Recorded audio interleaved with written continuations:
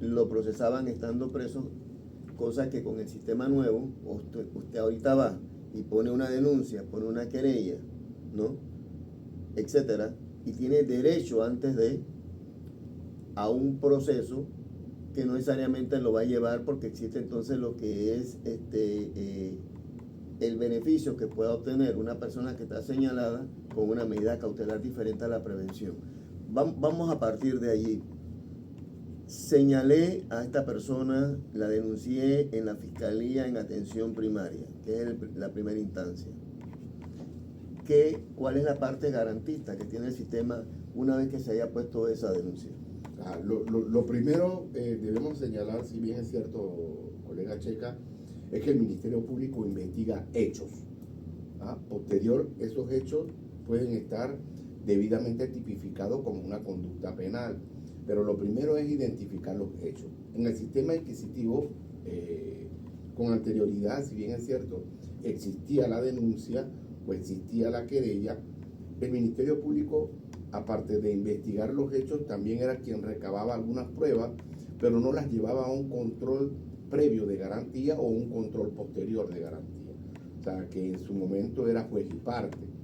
Entonces, se podían dar medidas cautelares restrictivas de la libertad y provisionales, y la persona permanecía por varios años dentro de un centro penal sin que se le respetara su derecho a la libertad o su derecho a la defensa, porque si la defensoría o el defensor privado en su momento solicitaba que se le diera los derechos a su descargo, nunca había el traslado, nunca podía comparecer, y había una serie de limitantes, lo cual este sistema ha venido a tener ese equilibrio, y aunque el sistema no es perfecto, pero ha mejorado mucho. Por lo menos ahora vamos a una audiencia que garantiza primero si la aprehensión de la persona fue legal o no fue legal, y luego en ese mismo acto de audiencia, por el principio de concentración del juez, el juez va a evacuar una serie de diligencias, como es la imputación en base al artículo 280 del Código Procesal Penal, que te indica, y lo digo con mis palabras, que si el Ministerio Público considera que tiene algunos elementos para que se dé el acto de comunicación, lo hará indicándole al investigado cuáles son esos elementos que lo llevan a ser imputado en ese momento a un hecho penal. Ahí cambia la figura, ya no sería investigado sino imputado, y en ese mismo acto, por el principio de concentración, el juez entonces puede, en base al artículo 224 a 227, pudiera entonces otorgar algún tipo de medida cautelar, aunque no sea restrictiva, tal como lo habla el numeral 10 de la detención preventiva, pero sí una serie de numerales que pudieran acarrear una responsabilidad de comparecencia, de impedimento de salida, y que ya mantiene entonces el investigado o imputado un arraigo al proceso. Profesor, tenemos creo una llamada en línea, Luis Enrique. Una llamada en línea. Buenas tardes.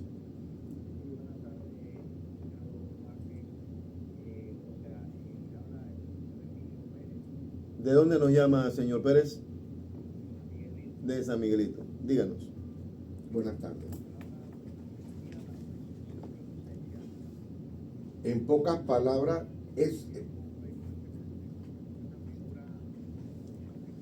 perfecto.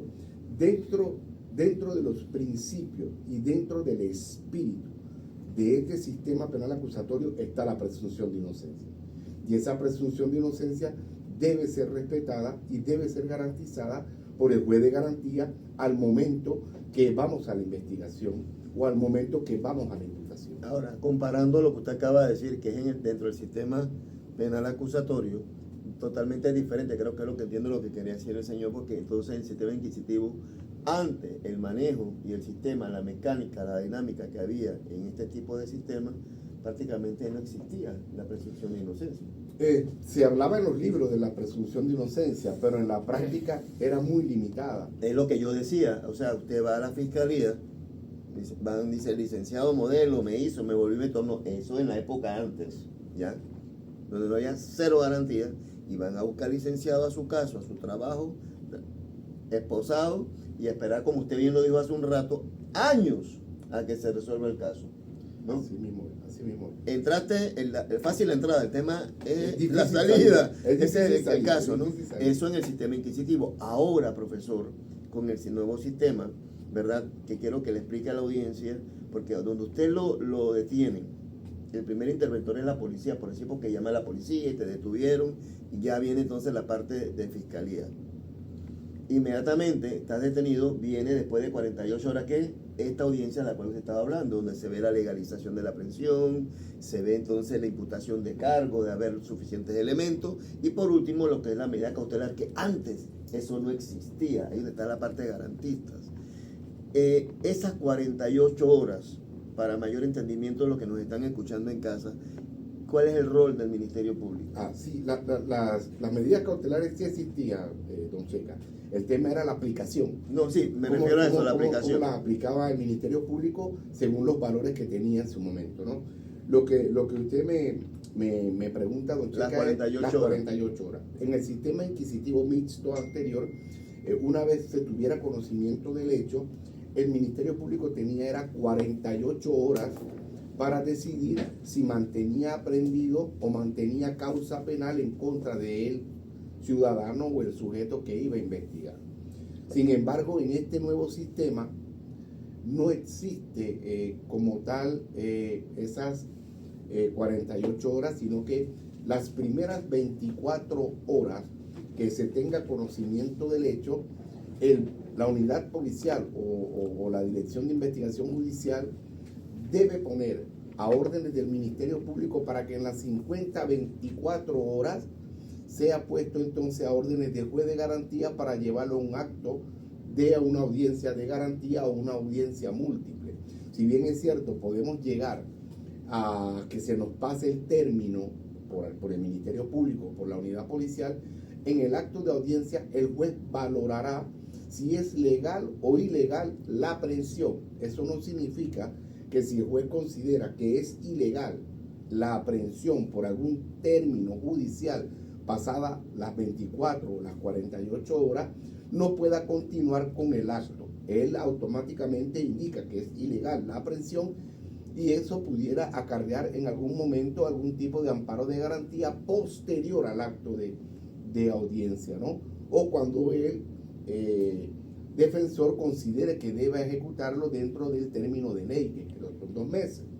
Entonces, una vez el juez dicte que es ilegal la aprehensión, el señor queda sin esposa porque está libre de apremio y juramento, pero continúa la formulación de imputación toda vez que debe darse el acto de comunicación de los hechos que el Ministerio Público considera debe llevar a una investigación en un tiempo prudente de ley. Una pregunta puntual en base a esto, y me la va a responder después que salgamos. Hay una llamada de línea. Vamos a tener primero la llamada y después a la pregunta que le iba a hacer. Buenas tardes.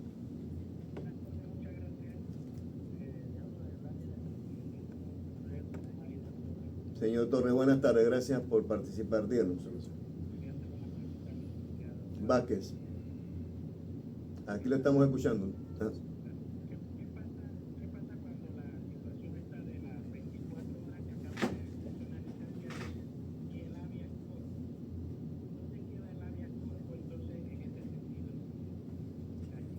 Son 2 temas distintos. Son 2 temas distintos. Y buenas tardes, señor Torres. Señor Torres. Son 2 temas distintos. En ese acto de audiencia no se va a evacuar ningún tipo de habeas corpus.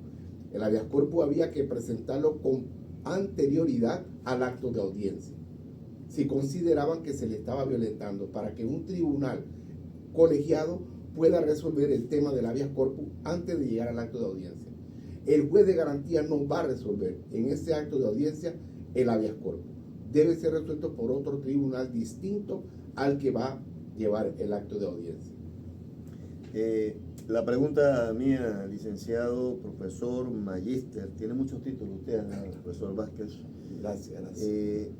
Esto después del primer cambio comercial. La pregunta es la siguiente. Una vez que el juzgador resuelve que no existe ningún elemento para abrir un proceso, la pregunta sería, ¿se resuelve ahí en el acto de audiencia la situación o viene un proceso más adelante? Eso me lo responde una vez que regresemos del primer cambio para responder a esta pregunta. Ya volvemos.